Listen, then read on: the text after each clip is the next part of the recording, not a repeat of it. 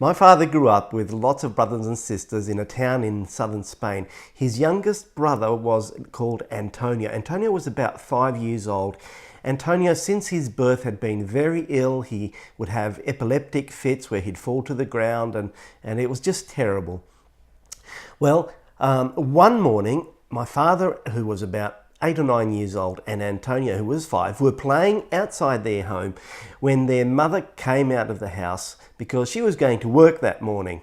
And little Antonio wanted to follow his mum, and so he kicked and screamed and wanted to follow her. But his mother said, "No, you have to stay at home. You know, your older sisters will look after you."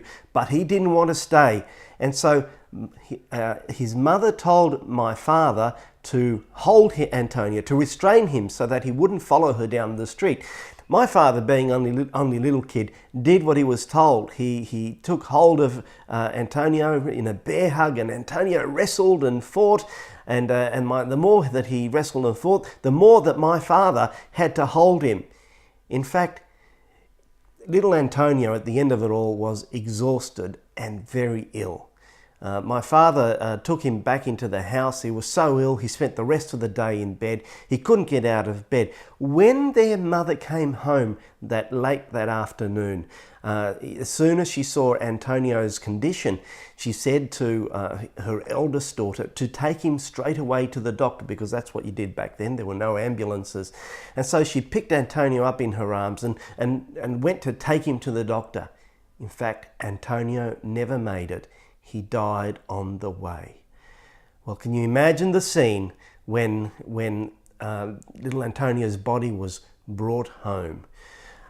My father's mother was distraught, and in her grief, she said to my father that he had killed Antonio. Well, you know, my father, being only a little kid, believed it. And for a large part of his life, until he was well into his adulthood, he really thought that he was guilty of his brother's death, that he had killed him. What a horrible, horrible burden to have to bear.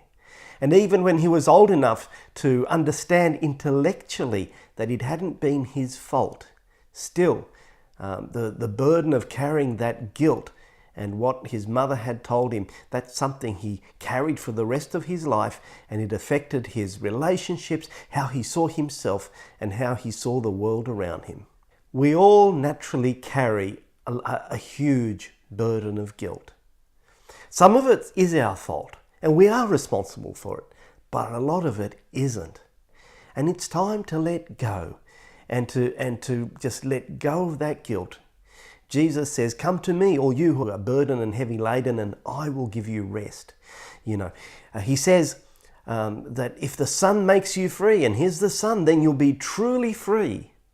I invite you to let go of that guilt, or that guilt that's holding you back, that's just defining how you see yourself and the world around you in negative ways.